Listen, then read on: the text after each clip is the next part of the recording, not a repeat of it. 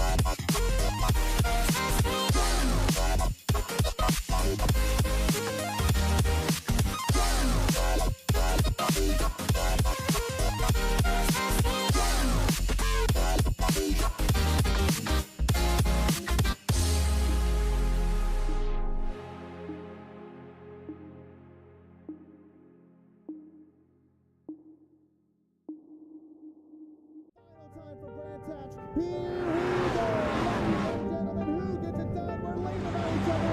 It's Joey Rainey. It's Andrew Bound coming to the stripe. Stone Colby's right there with him. Checkered flag is out. Who gets it done? It's a photo finish for Brand Taps coming to the line. It's for the push. I don't know. This is going to be a photo finish. Oh, Stone Colby taking the checkered flag to the inside. Who's it going to be? It's a photo finish. Give it to Brendan Burt. Conquers Watkins Glen. Gets turned across the line. Thank you for joining us, folks. Thank you very much for staying tuned. It's a pleasure.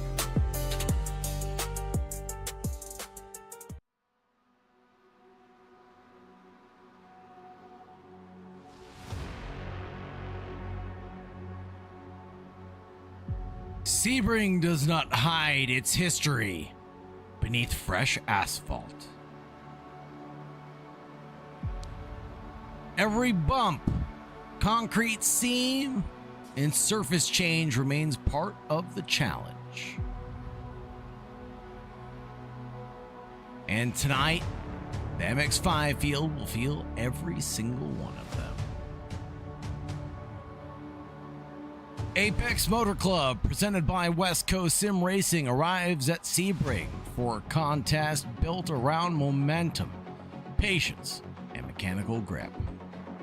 This former airfield circuit offers long straights for drafting, heavy braking zones for overtaking, and technical sections where one small mistake can compromise several corners.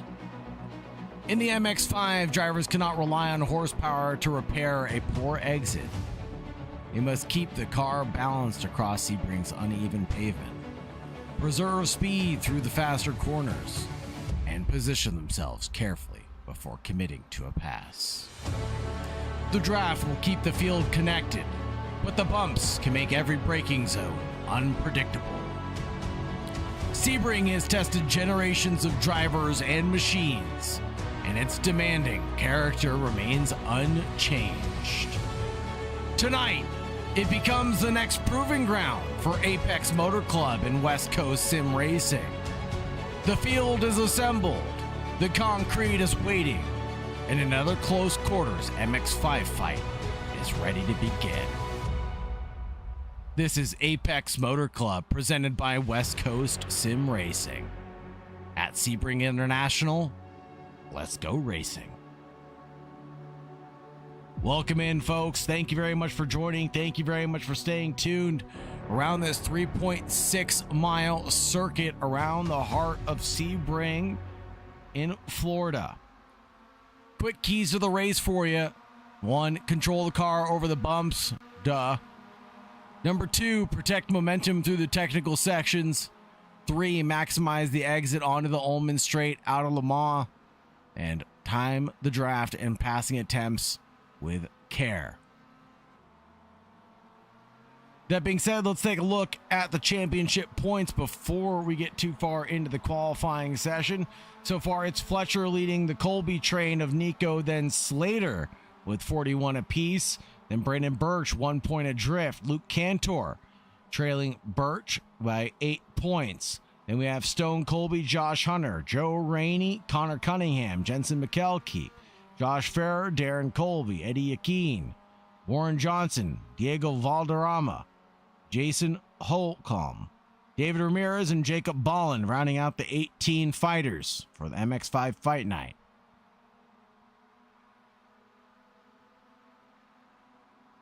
Taking a look at the 11, make that 12 drivers stacked up for the West Coast Sim Racing and Apex Motor Club Fight Night.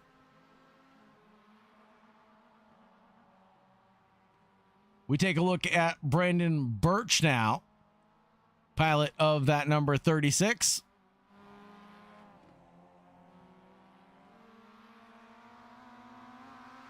Go on board with Birch. Let's take a look at his run.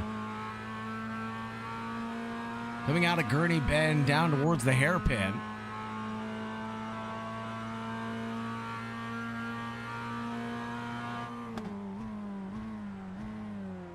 On board with Birch in the Mazda MX-5. He gets a little bit of oversteer, to say the least, coming out of the hairpin onto the Fangio chicane.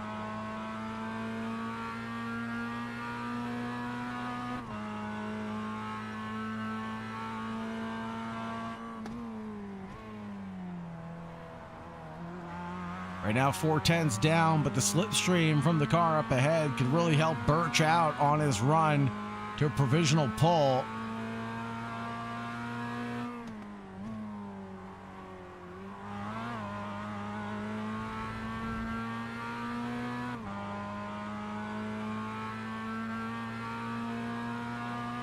Let's see what he can do right now.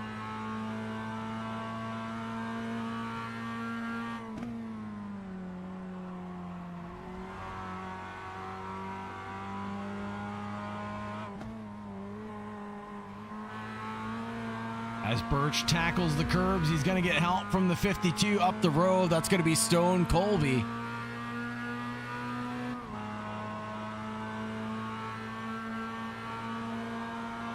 Helping hand from the overstockvehicles.com machine.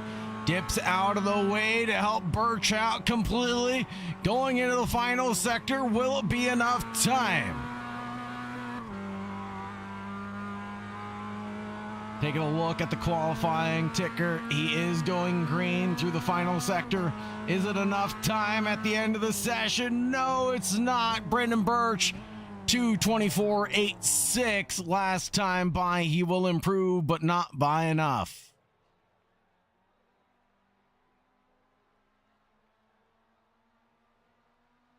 Luke Cantor into provisional pole, though. Crosses the line. He'll get it done and dusted just in the nick of time. As the session concludes, we'll take a look at our starting order and the results from qualifying here in just a minute.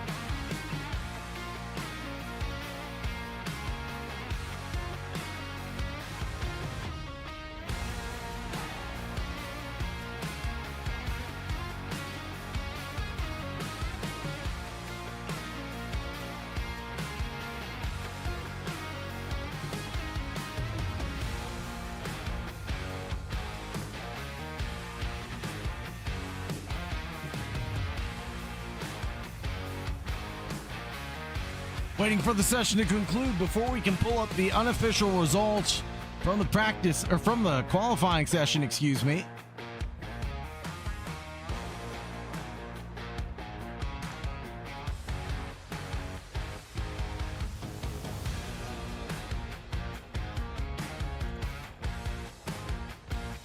Barney waves that flag furiously, though, to finish out the session.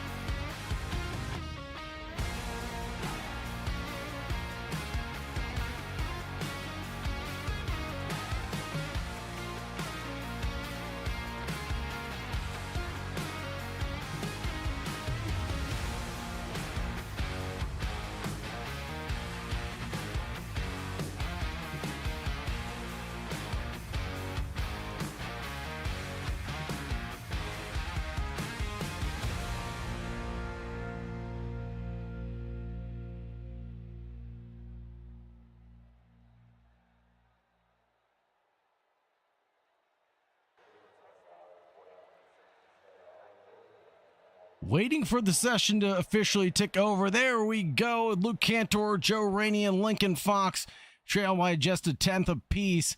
Then Brandon Birch, Stone Colby, Warren Johnson, Josh Hunter, Jensen McKelkey, Connor Cunningham, Virgil Kakdak, Jacob Bolland, Diego Valderrama round out the 12 fighters tonight, folks.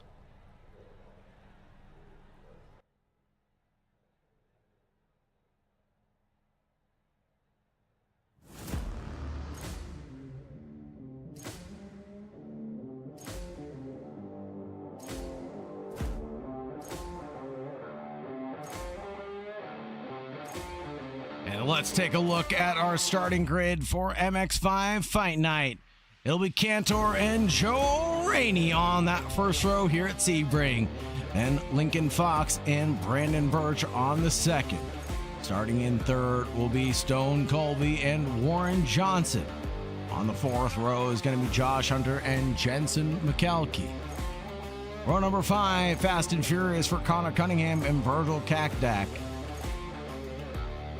Sixth row for Jacob Bolland and Diego Valderrama.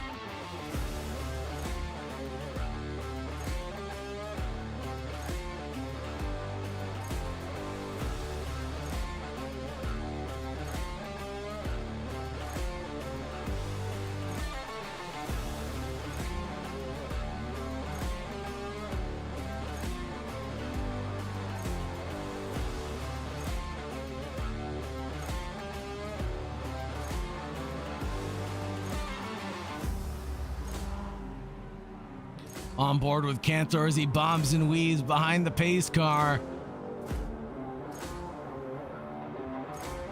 Trying to generate as much heat as he can in these tires.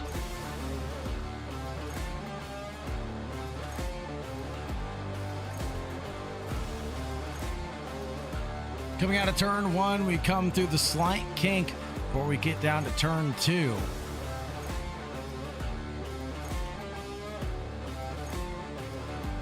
Turn 2 turns into a quick right hook before we get down to turn 3.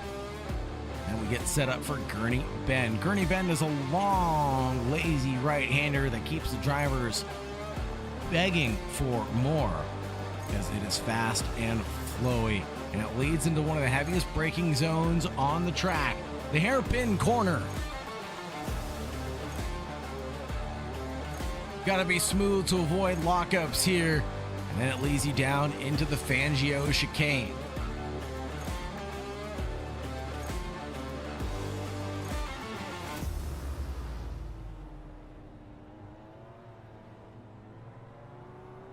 Onto the Fangio chicane, we go rolling behind the pace car. It's the 18 of Cantor that leads us.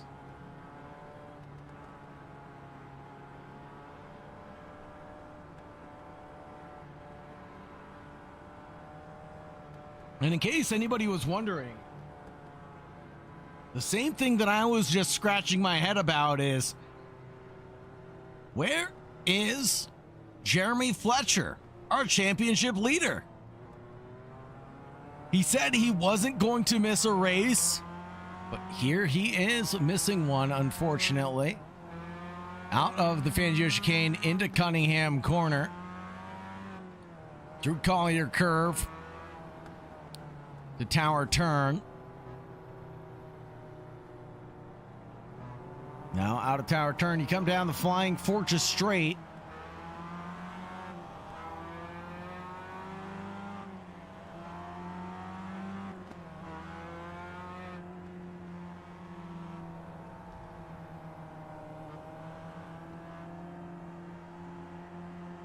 The hook here left is called Bishop Bend. Flick it back right into Gandivin Bend. Flick it back left. And then you get to Lamont Curve. One of the most important corners on the track to get right because it leads down to the Ullman Straight, the longest straight away on the racetrack.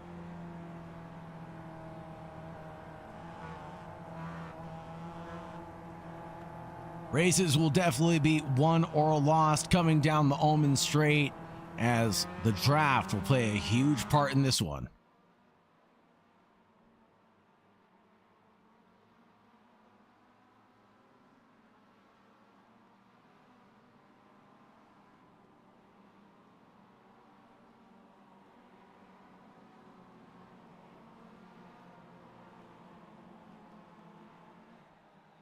coming out of the final corner for the first time.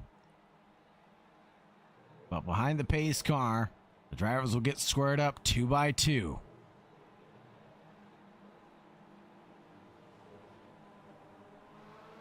It'll be green, green, green in the air by Barney the Flagman as we go racing. The drivers all fan out 3 abreast, even 4 abreast as we get ready for turn 1. It will be Joe Rainey to lead the charge right now because he's in front of Luke Cantor. How long will this hold on to? We'll stay 3 abreast coming out of turn number 1. And in the background, it's going to be Virgil Kakdak, Jacob Bolland, and Diego Valderrama, all going wheel to wheel in the backfield.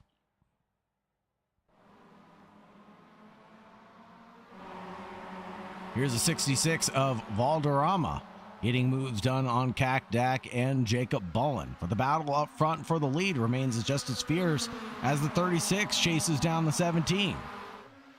Feel like Steve Birch and I are going to have a bit of deja vu. It was a bit of a different race without the Colby train, Mr. Birch. I feel like we're going to have a different race without Fletcher to lead the pack.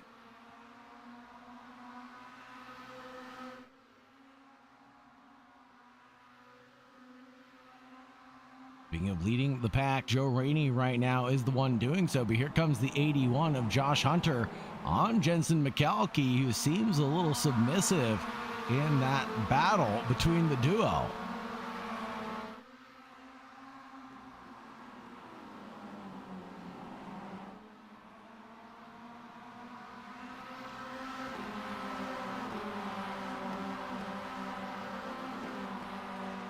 Battle between Joe Rainey, Birch, and Luke Cantor has definitely not settled down, not in the slightest. The Apex Motor Club badged machine definitely has a lot of work to do to catch up to the Rainey Homes racing machine. But the number 17 is well equipped to handle the challenge tonight.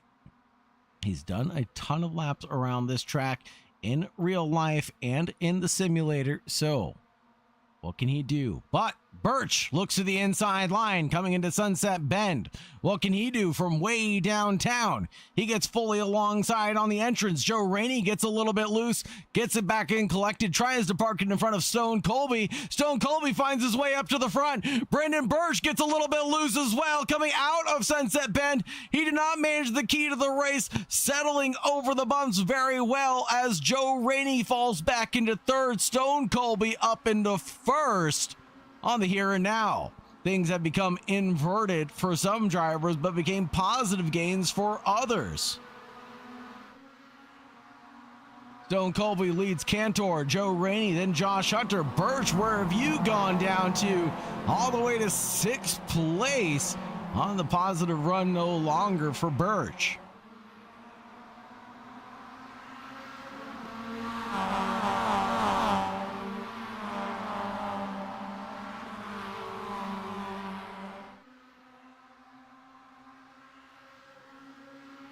Cantor challenges for the lead by Stone Colby's admission.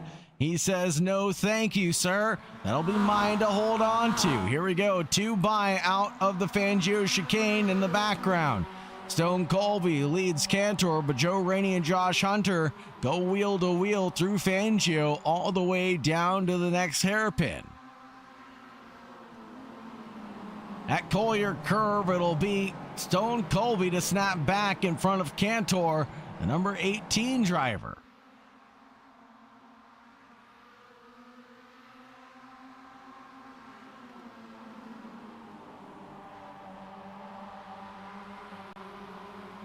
Little tidbit of information. Did you know that Cunningham Corner was actually named after Connor T. Cunningham? The more you know. Joe Rainey falls back to P6 on his charge. He has a couple of drivers that are ready to take advantage of his slip, trip, and fall. And that's going to be Jensen McKelkey on the inside run coming through Le Mans. This is going to challenge them both coming onto the Ullman Straight. Will Warren Johnson take advantage of their side-by-side bout? I bet he's just licking his lips waiting for the opportunity.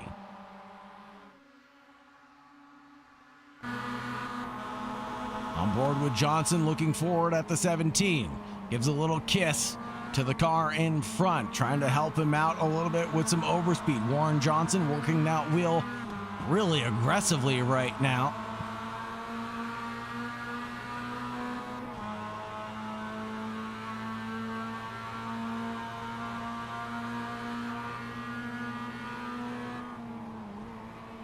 Warren Johnson leaves a little bit of racing room on the inside line. Should Lincoln Fox decide to go for a move, but Cantor's off. Cantor's off at turn 1.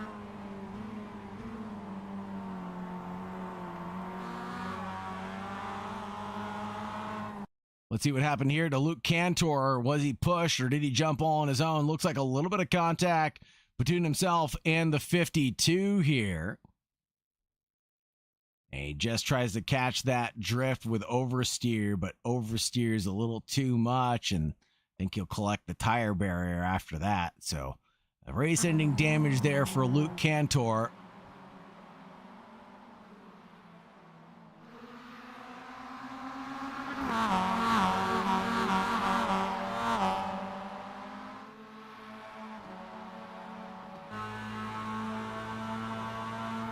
Birch back up into P2.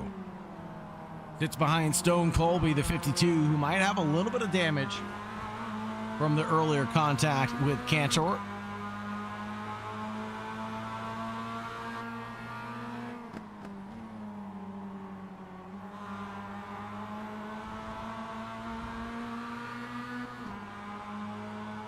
Looking on board with Birch, or through the rear view of Birch at Josh Hunter. And Joe Rainey lurking on as well. You can see him peek his nose out, trying to find some clean air from Josh Hunter. And now he's going to tuck into the slipstream behind Hunter. Birch gets a great exit. How's it looking forward? He's gaining momentum on Stone Colby.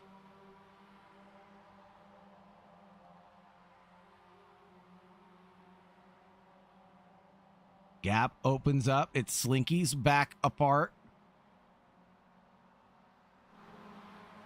Coming through turn 17.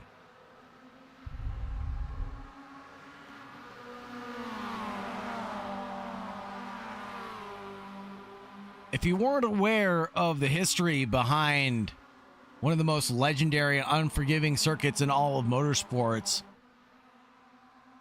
this surface is a mix of old concrete and asphalt, and it has significant bumps in areas like turn 1, 7, and 17, Sunset Bend. The reason why you'll find these big changes in elevation, or these bumps, or these giant concrete blocks that were placed in the ground to form these patches of runway back in World War II, they found that the base of the runway would be laid down with gravel, and on top of that, which they could lay these concrete blocks. It would be the quickest and most efficient way to get the drivers onto the, get the pilots onto the airfield by pouring the concrete slabs in prefabbed forms and then bringing them over to the airfield. It prevented them from doing a lot of work. So, thus the airfield was built with concrete blocks that were placed in the ground, and thus the concrete blocks have settled themselves over the years and therefore have created this undulation that we know and love here at Sebring. Because of this, the drivers have often exclaimed to never repave Sebring, although the proposition has been thrown up many a times. Sebring remains true to its nature and characteristics by remaining unpaved.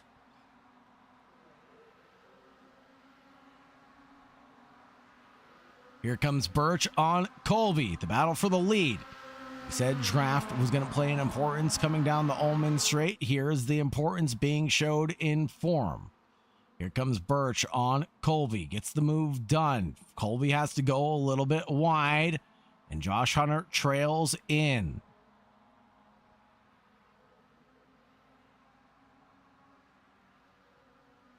Side by side between Colby and Josh Hunter, though. Coming in towards turn one, who's going to come out on top? Will it be Colby or Hunter? Gives a little bit of love to Birch. And I'm sure Birch was not complicit in that lovemaking scenario. Here comes Hunter again with a little bit more love to give. Birch leaves a little bit more racing room this time. Mounts the sausage to avoid any argy-bargy elbows out racing for Josh Hunter. Able to do so just narrowly, though, stays out in front of Hunter for now. Big asterisk over the for now because look who it is. It's Jensen McKelkey and Joe Rainey in the background, ready to do anything that they can to get back into the front of this one. Only 11 minutes underway for this race. We've been running very long laps. Best laps around have been the 225s so far.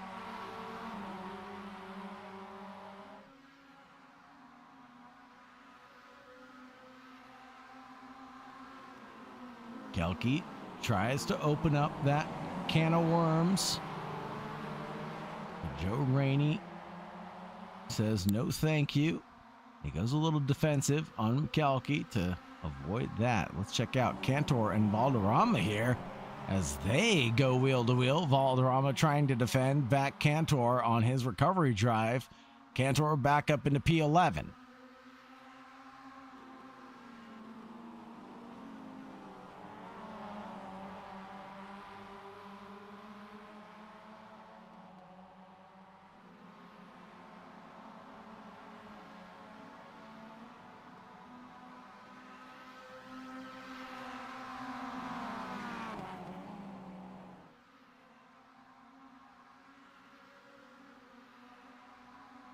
Coming down the Ullman straight, Birch leads Hunter, then Colby and Joe Rainey.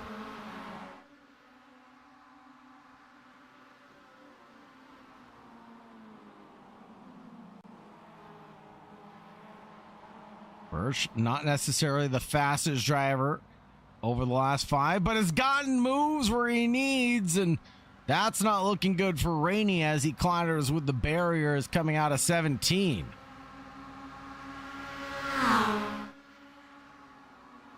Birch a little defensive, tries to give a little bit of work to Josh Hunter by having him battle it out with Stone Colby.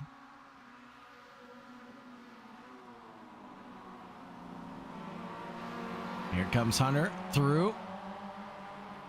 Or is he now, as Colby finds his way up into P2, Hunter down into 3rd. Joe Rainey in 4th, lurking on.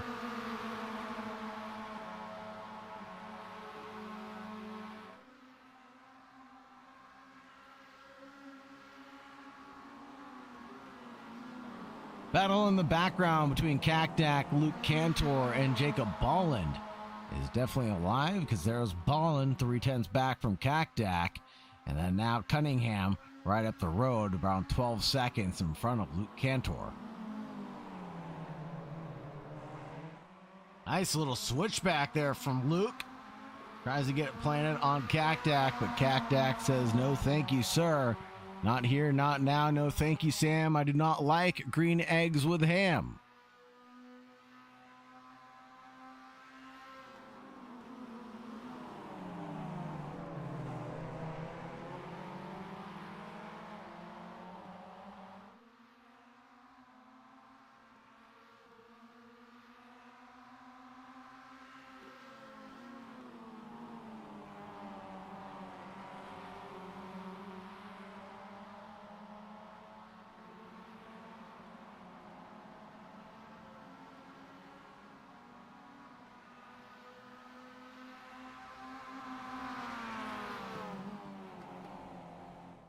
Take a look back over to the lead here.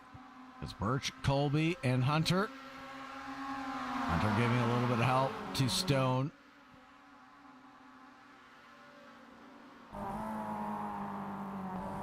On the nose of Hunter, who makes a leap of faith dive on the 52 there.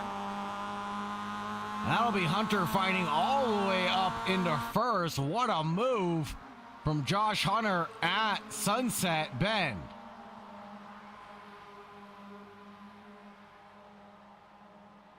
Everybody fans out coming into turn one. Birch tries to get a switchback engaged. Will it be to no avail? Let's take a look backwards from Hunter's rear view. Little bump there. Bump and run from the 52. That's all it took to throw him off his mark.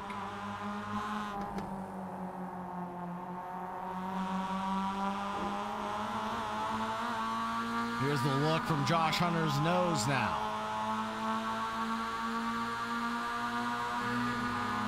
On board with Hunter. Battling it out with Birch, who's on the outside line. Big squeeze given on the outside. They're three abreast going into the Fangio chicane, excuse me. Will be Josh Hunter defending Stone Colby, then Brandon Birch, 2x2. I hope this never ends. Welcome in, Joshua Smith. You just came in the nick of time as Brandon Birch is involved in a big one.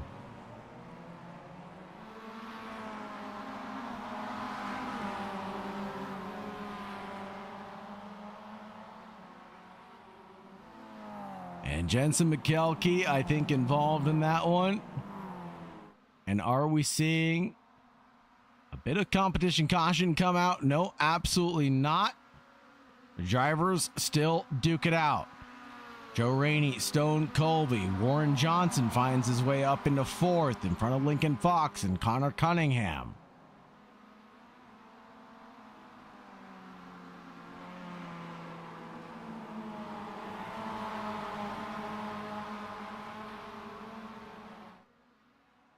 So what exactly happened to Birch here?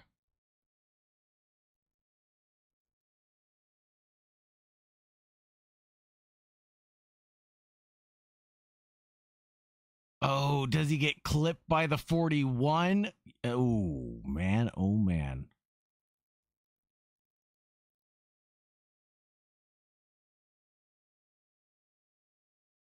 And then what a recovery from the 52. Swing it back around, collects the 17 though, but they'll all get through okay. It will be the 36 of Birch getting the worst of it. Back over to the race action. Josh Hunter leads by 1.9 seconds. Joe Rainey in a little bit of trouble, has Stone Colby with him. The 48 behind Lincoln Fox. He's looking onward to, who is that? Brandon Birch in the number 36, who's recovered already to P5.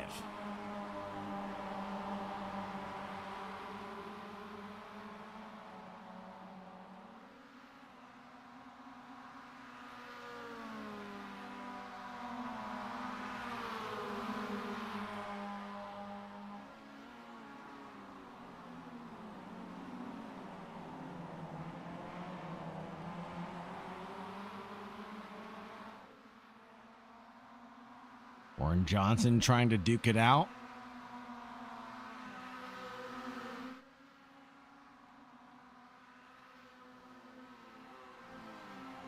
What can Johnson do against a guy like Brandon Birch, a heavyweight hitter?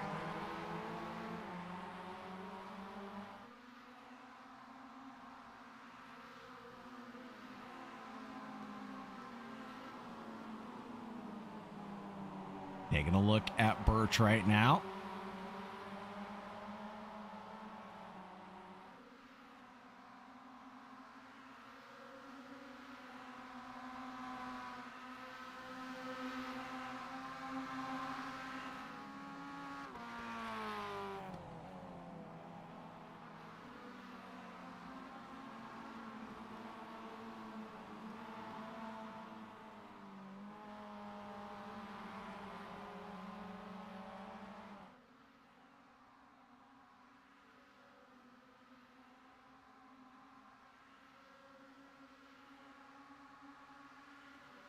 Here we go.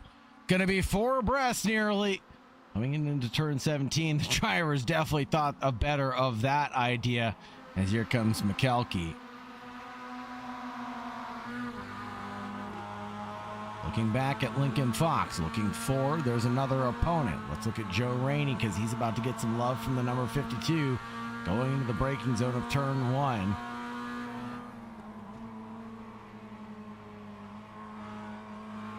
A little bit of a leap of faith there.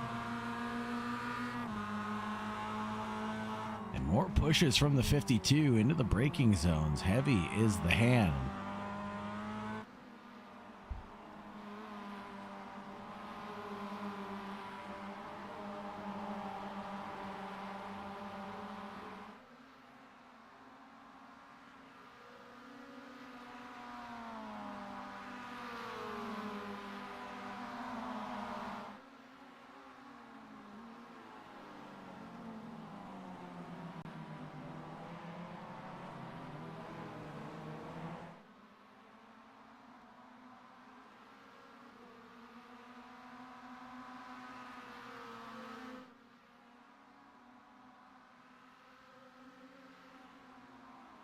Nose to tail between Rainey and Colby. How long is this bout going to last?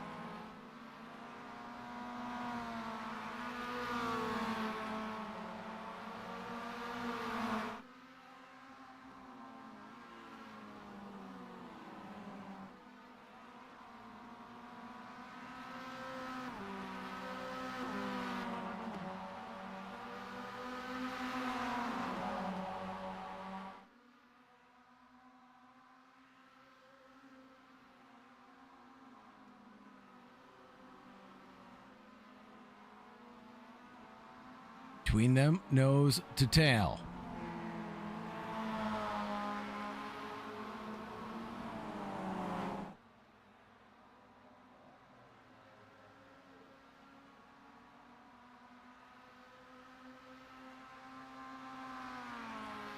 They're just absolutely trying everything they can to catch up to Josh Hunter. Let's take a look at the lap times again. Hunter on lap 8 was 0.2 quicker.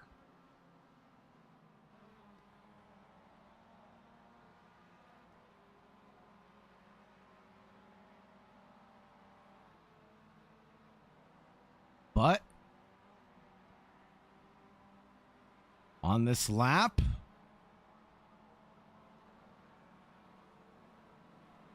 it might all come undone as we're about to hit the halfway point of this race. So next time by, we might get the safety car out.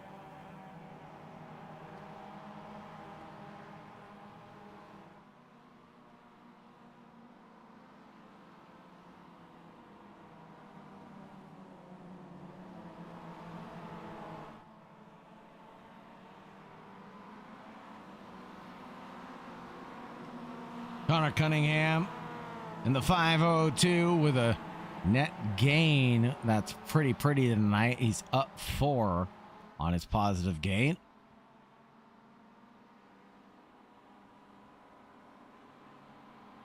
And look at the field all bunched up again.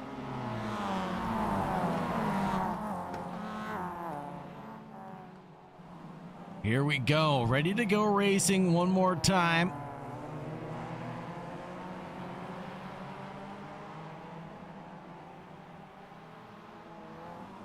Josh Hunter backs up the pack here at West Coast Sim Racing.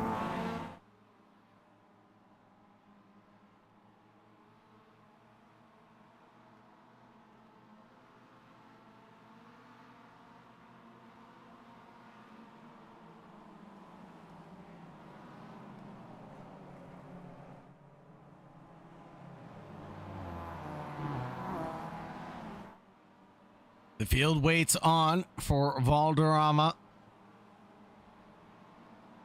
to catch up.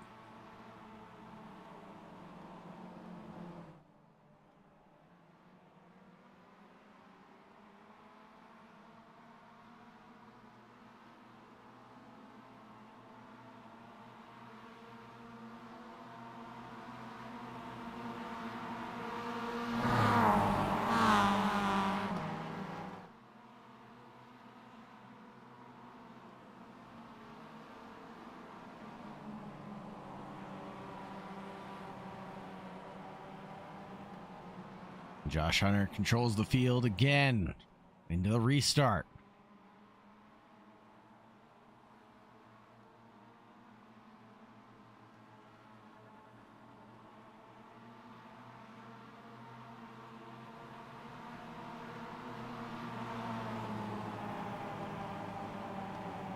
Maybe a bit unwanted help, Mr. Birch. Maybe a bit unwanted help, but no harm, no foul. He's back into the mix, into the top 5 at this point, where he reached the half point of the race. Field's back bunched up, and it's anybody's ball game.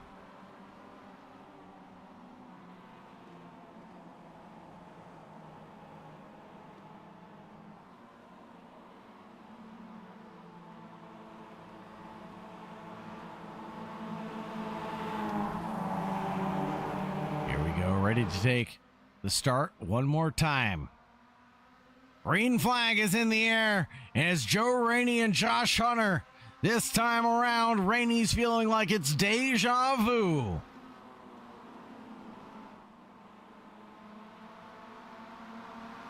Coming through turn number 1, it'll be 3 abreast for most of the field, but settling down as we approach turn number 2. Joe Rainey, Josh Hunter, then Stone Colby, Luke Cantor, Connor Cunningham, Warren Johnson, Lincoln Fox, Jensen McKelkey, Diego Valderrama, Jacob Ballin.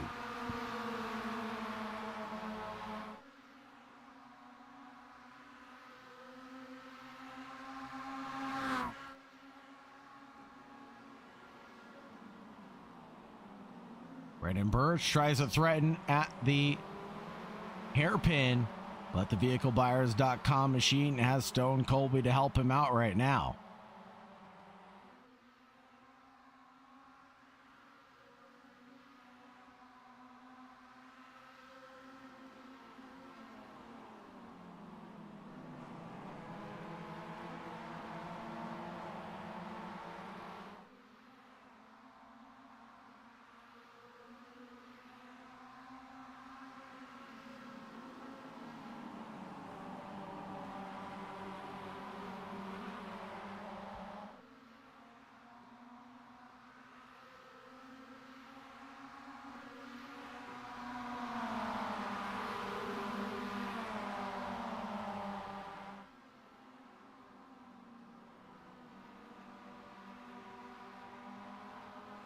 Birch trails Hunter, then Joe Rainey in the lead of this one for now. And again, we apply those asterisks with the for now portion of it. Because anything can happen in motorsports, and it typically does. Especially here at West Coast Sim Racing MX-5 Fight Night.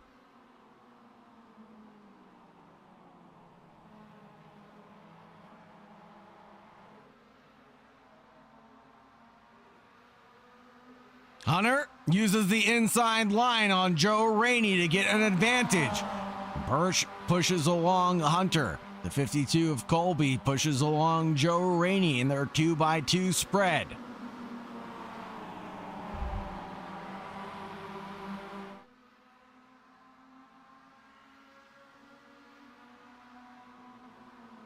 Hunter challenges for the lead in front of Joe Rainey at turn 2. Rainey snaps back before turn 3 and gets back ahead for the number 17.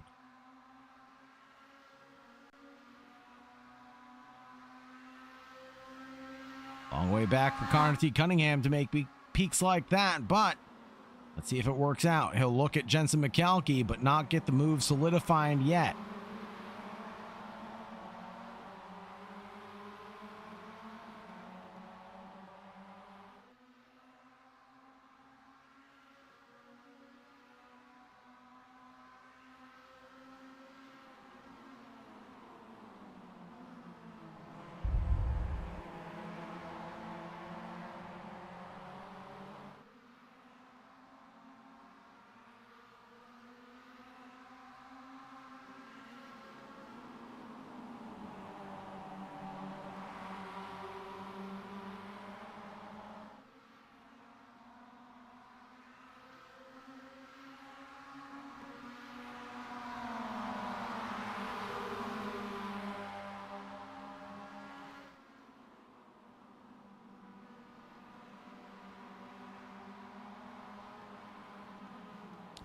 52 of Stone Colby lies in the middle of a battleground right now in 5th place.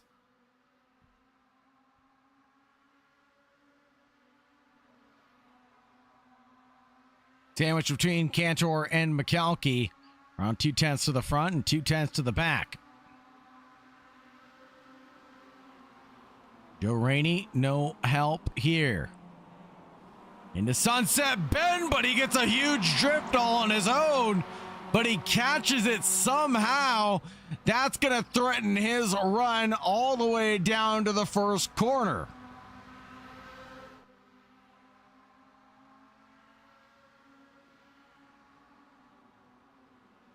Three wide coming into turn one goes wrong, and a handful of cars are collected. Joe Rainey being included, Jensen McKelkey, Cantor, Stone Colby, and look who that is, Diego Valderrama, ready to pick up the pieces.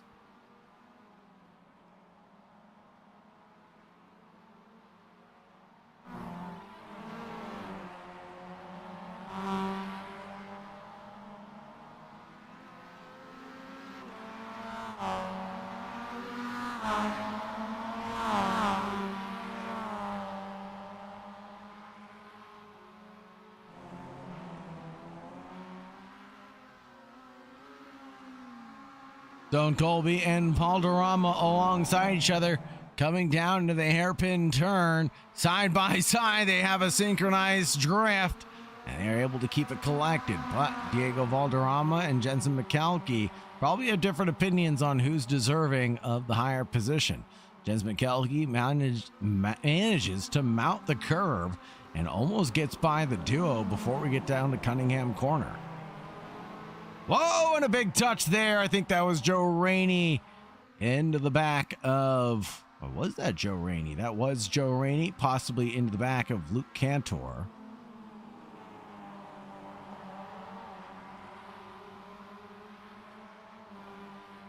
Up ahead now, Birch inherits the lead of this one, but still has Hunter and Lincoln Fox out of nowhere back up into third.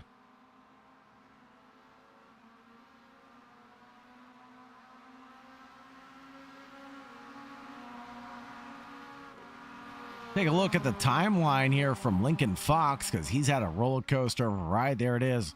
A low of P8 with the high of P3 at this point in time.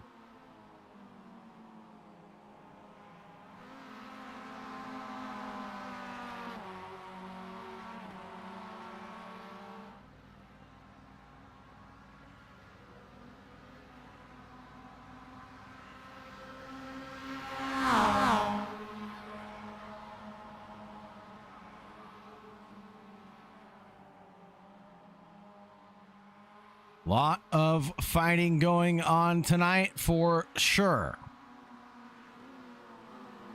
Between the first three, it's Birch, Hunter, and Fox. In the background of turn one, though, it's Joe Rainey sandwiched between Jensen McKelkey, Jacob Bolland, Stone Colby, and Luke Cantor.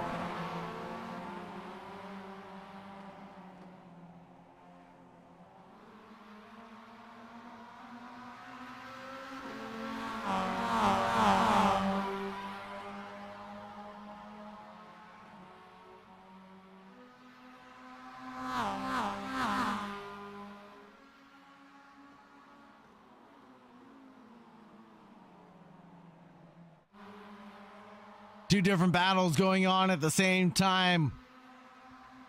Not on the same piece of tarmac, though, thankfully.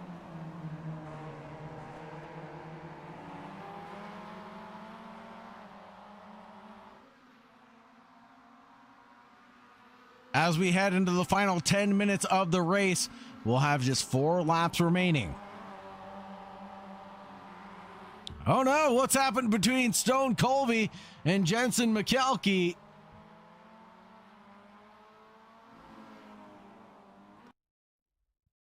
See what happened here for the West Coast Sim Racing AK Esports replay. And they're going to come side by side. Whoa, and just goes a little too wide for the 52. Not sure who's to blame there.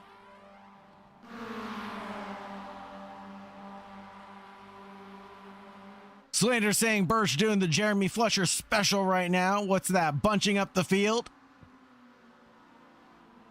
Letting them duke it out amongst themselves? I wonder where he could have learned that lesson from.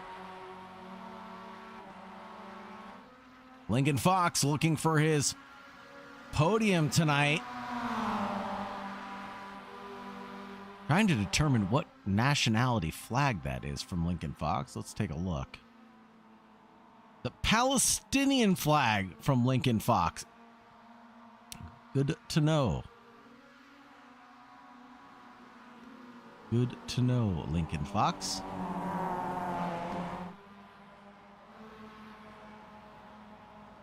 Jensen McKelkey.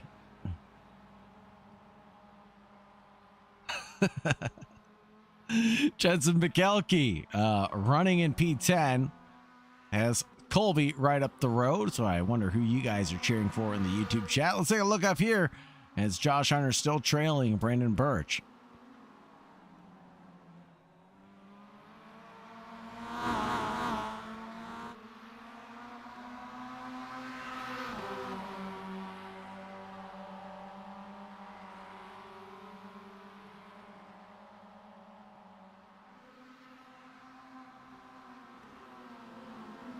Coming into Cunningham Corner, for which Connor Cunningham was so aptly named.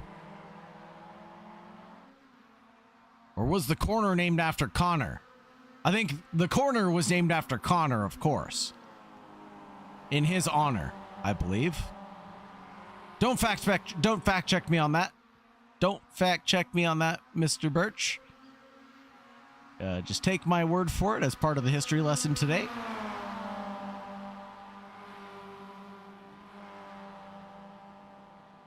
And the trio separated by a blanket of around half a second. Further back, Connor Cunningham, what can you do? Or can you hold on to provisional P4?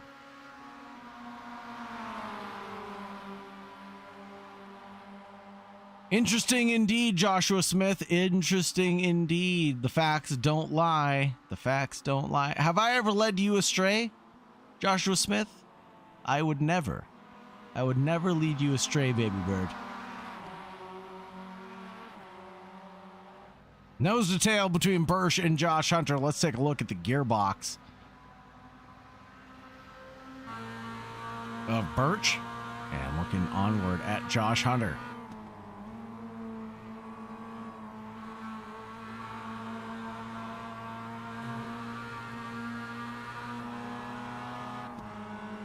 A little bit of a kiss there from Hunter. I expect to see a last lap lunge with a little bit of the Jeremy Fletcher special that we saw at St. Petersburg. Everybody, I think, remembers that on Slater Colby. Or was it Stone Colby? I think it was Slater. No, it was Stone. It was Stone in the 52. Late on the brakes.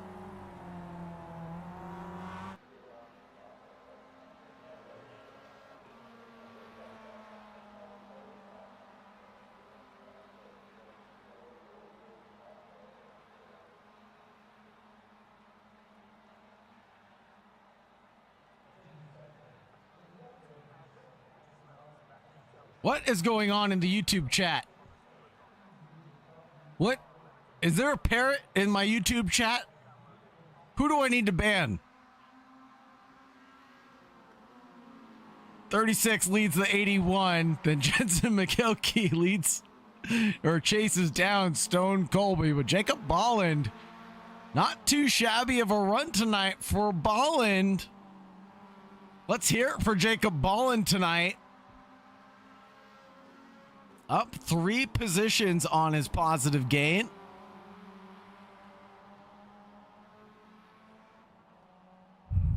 And just as I say that, Jacob Bolland goes ahead and throws away 2 positions for free to make me look like a fool. Thank you, Jeremy, or thank you, Jacob Bolland.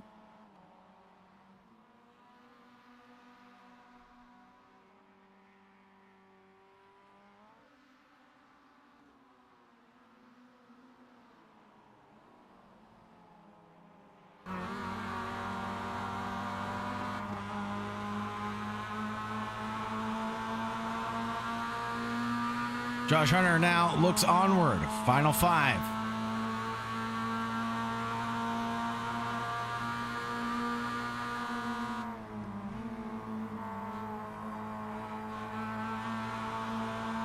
Working that wheel as little as possible to try to keep the car planted without overheating the tires.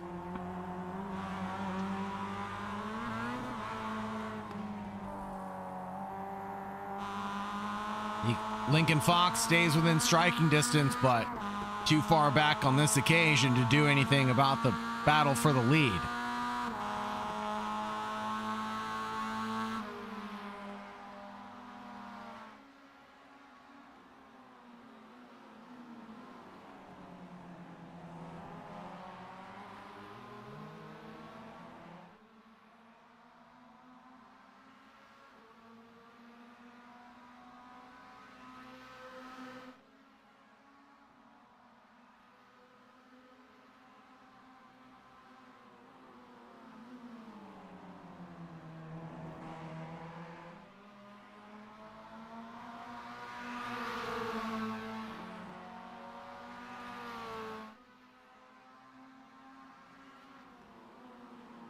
Here we go, going on to the final 2 laps, folks. Throw out your predictions in chat. Who of the top 3 is going to come out on top?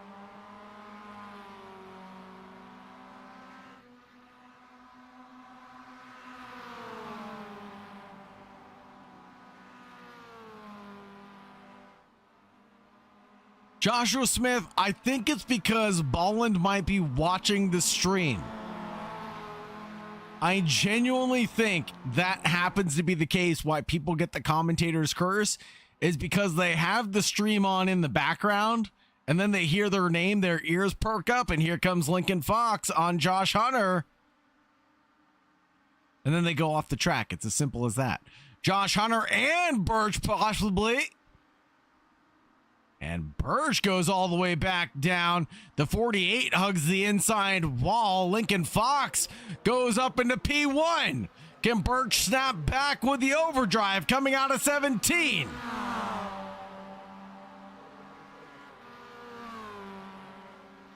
Barney is waving the white flag for us. Birch knows this one isn't over yet.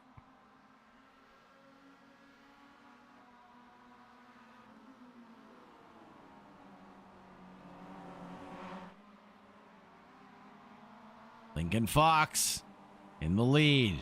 Birch holding on to second desperately. Number 81, Josh Hunter in third. Take a look at the lap times briefly. Birch, the fastest of the trio.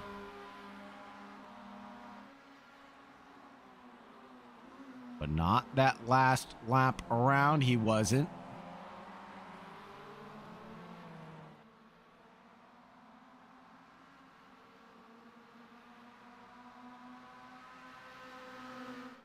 Lincoln Fox leads by a country mile now. Coming into the Cunningham corner.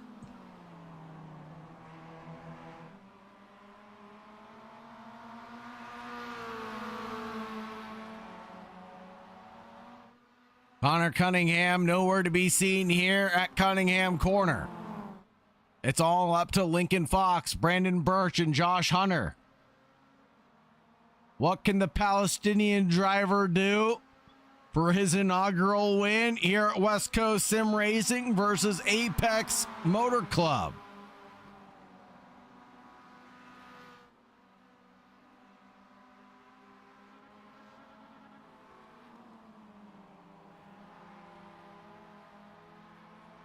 Can he claim victory tonight? The 48, the 36, then the 81.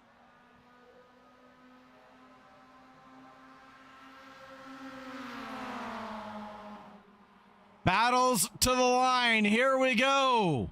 Final corner for the final time. It will be Lincoln Fox up ahead, but to the line it'll be a drag. Birch is there. He's too far back to make anything happen for P1, but he will come home in P2. Josh Hunter in third.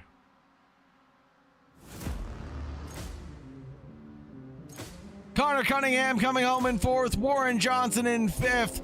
Luke Cantor recovers into 6th. Joe Rainey in 7th. Stone Colby, Valderrama, Jacob Bolland, and Virgil Kakdak finishing things out for us.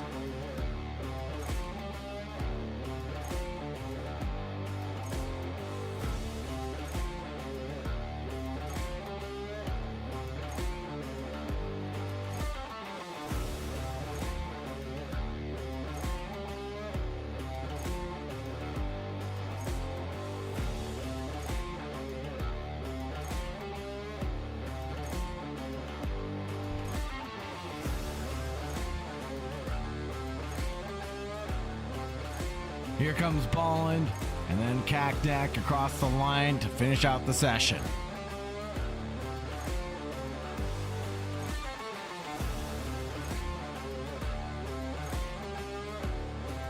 Taking a look at the results, it was Lincoln Fox with 2 laps led that took the victory at the end of the evening. Brandon Birch, then Josh Hunter in 3rd. Connor Cunningham in 4th, Warren Johnson in 5th, Cantor in 6th, Joe Rainey in 7th, Stone Colby, Valderrama in 9th, Jacob Bolland in 10th, Kakdak in 11th, Jensen McKelkey in 12th. Hard Charger award goes out to Connor Cunningham. Most lap led goes to Brandon Birch, Joe Rainey, and Luke Cantor for the pole position.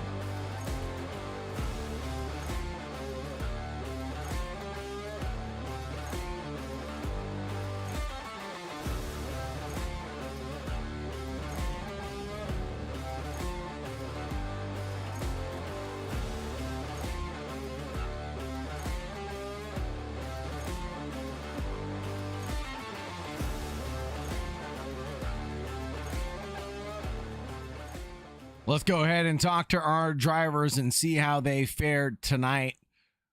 First and foremost, we're going to go ahead and talk to the driver that came in 3rd, and that will be Josh Hunter. Josh Hunter, you had a great drive tonight, but it just wasn't enough for the likes of Lincoln Fox and Brandon Birch, but still a hell of a drive with 4 positions gained on the evening. How does it feel at the end of the night? It feels pretty good. As usual, qualifying is my practice, so I wasn't sure how it would do. So I'm pretty happy with where I ended up, even though I kind of lost in the last turn, the last lap, but it was fun. And you led us there for a couple of laps. Did you know that the writing was on the wall with Lincoln Fox coming from a long way back? Eventually something was going to happen, especially with the draft being so strong with these cars. So rather just keep it safe than wreck all of us out and do something stupid. Speaking of big wrecks, there was a big one out there tonight. You were able to avoid it. How did you manage to do that? There was a few of them. Saw the blue car. I thought he was going to cut in front of me, so I kind of just stayed back. Then there was another one in turn 1 on the restart. That was yeah. cool. Luckily, I avoided that, so I'm happy about that. Now, Josh Hunter, on the podium, is there anybody you'd like to shout out or anybody you'd like to thank? Oh, just you and Warren and everyone else that's involved with this league. It's a lot of fun place to be. Right on, Josh. Thank you very much for supporting West Coast Sim Racing. Have a great night, my friend, and stay safe out there. Thank you, too. Next up, we're going to talk to Brandon Birch tonight. Brandon Birch was able to gain 2 positions on the evening and find his way up onto P2. Brandon Birch, Mr. Birch was cheering you on all night long. How did it feel to be in the lead of the race for so many laps, but for unfortunately it to fall through your fingertips? Yeah, no, that's a fun track. I mean, the draft is wild. So honestly, I didn't want to be in the front, especially towards the end there. Josh was bumping me. We were trying to get away, but draft is too strong there. You can't really get away. So, and then that spin ended up, my tires were a little shredded after that. So at the end of it, I was really trying to hold on. Like Josh said, I was trying not to make a move to clean everybody out. So when Lincoln got by, I was like, all right, this will be fine. I'll draft up past him again, but I couldn't get back to his bumper. So he was ripping. It was a good race. Yeah, he was definitely ripping, especially on that last lap. It was a tremendous drive from Lincoln Fox, one of the newcomers to the championship. Although I think we'll find out that Lincoln Fox isn't so new to the championship. But either way, Brandon Birch, how do you feel with P2? And is there anybody you want to shout out or thank? Yeah. Always, as always, you for broadcasting, Warren for the league, vehiclebuyers.com, JFR Esports, Dad and Steck in the chat watching. I appreciate it. Thanks, Brandon Birch, for supporting West Coast Sim Racing. Have a great night and stay safe out there. See ya. Last but not least, I think we have Lincoln Fox in the broadcast booth with us. How is it going, Lincoln? No Lincoln tonight. No Lincoln I tonight. I don't think he knows, but that's okay. He had a good win. That was a great win for him. So is Lincoln Fox actually Jeremy Fletcher or no? No, I don't think so. No, it's not me. I'm in a hotel bed. Oh, He's just here. fantastic. He's just hanging out. Oh, thank you. I'm in bed with Jeremy Fletcher. How romantic. Well, let's move Maybe swiftly on to Warren Johnson, since we don't have Lincoln Fox to No, I round want to things hear out. more about that. I want to hear more about that. More about After Dark with Jeremy Fletcher. Jeremy Yeah, there Fletcher you go. joins us in the booth from his hotel room. Jeremy Fletcher, After Dark. How does it feel to be in the broadcast booth? Yeah, he just left. He knew what was coming. Jeez. No, that Gotta was a get great in. race. That was fun, man. That was a good one. That was a good one. And I think this was a good track for a recipe for success because the drafting was so powerful. But also some of the drivers complained about at tracks like Daytona where the track gave too much draft. So what's the difference there, Warren? And as a driver, what's the rub between the two? Well, there's more turns in Sebring. True. There's a lot more turns. It's a proper racetrack, I think. Not half of a NASCAR oval. It's a great track. It really is. Every time we race here, it's a good race. And it's one of those tracks. I do good here, I guess, in the Mazdas for some reason. I had a good night. More thanks to a lot of the faster guys not being there, but I still think I probably had the best result I could have tonight. So that was fun. That was a great race. Congrats to Lincoln and Brandon and Josh on their podiums. That was a great effort by them, and especially to Lincoln, man, dude. He was the first half of the race. He was bumping me, like bump drafting me, helping me get up there, and my dumbass mistakes. And then he'd catch right back up and bump me. He wouldn't pass me until I'm like, hey, man, I appreciate it, but you're faster. Go ahead, man. So he took that win. That's a very impressive win from him. He was racing everyone up there really cleanly, and he knows what he's doing, and he got the win for it. That's how you get it done here. Absolutely. I think it was a good showcase of how to get it done. But as we said early on in the broadcast, once we recognized that a couple of the Colbys were missing, that we were still missing Jeremy Fletcher, the race definitely had a different momentum to it tonight, didn't it? Oh yeah. It's different. When you have half the top 10 out of the race, it totally changes everything. Yeah. So you get some unfamiliar faces up there fighting for a podium, and that's cool. I mean, I love that. And I don't love that a lot of the friends aren't here, but I love to see some of the guys that aren't usually up there or fighting up there to be up there. And so that goes with Joe Rainey as well was fighting up there for a win for more than half the race. I mean, holy smokes! Talk about drivers that had a chance to win it. Yeah, he just doesn't want to do the interviews. He hates being in the spotlight, and I'm like, no, push that motherfucker to a win right now, immediately. But he won't do it. But no, he's a great racer. We love to see him do good. There's a lot to learn from Joe Rainey. He has a wealth of knowledge in racing. Oh, I'm sure between his real life experience at Sebring and his simulator life at Sebring, he's probably got thousands of miles around this racetrack. This is the first track he ever raced this car at for MX-5 wow. Cup. Yeah, so he I don't know if it was for the IMSA series, but I know this is where he got his first race or an experience drive in this car was on this track. So he knows this place well. He knows this car really well. So yeah, there's a lot to learn from Joe. He's been a great support of this league for a long time, and we don't talk about him enough in the interview, man. We got to give it up for Joe, for real. He's a great guy in this league. He's been around basically since the start of this league. Yeah, he has been. He's been here since our first season. So it's good to have him here. But anyways, have a good day or night, everybody. Thanks for watching. Sagar, thanks for the broadcast. Thanks to all the members that are racing week in, week out, and all the fans. Love to see you guys here, and we'll get you more action tomorrow. Where are we at tomorrow? Let's take a look at that. Where are we going? I know we're in GT3. We're going to be at Fuji, and it's going to be a little wet. So be prepared for that one, and we'll see you then. See you then, folks. Thank you very much, Warren Johnson. Have a great night and stay safe out there. You as well. Take care.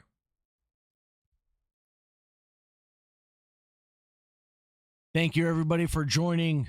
Thank you very much for staying tuned. It's always been a pleasure to bring you from green to checkered flag. On behalf of West Coast Sim Racing, on behalf of AK Esports, I've been your host, Sagar Bakshi, taking you from green to checkered flag around Sebring. We've been through the keys of the race. We've been through the event. And now it's time to say au revoir. Have a great night, everybody. And most importantly, stay safe out there. Goodbye for now.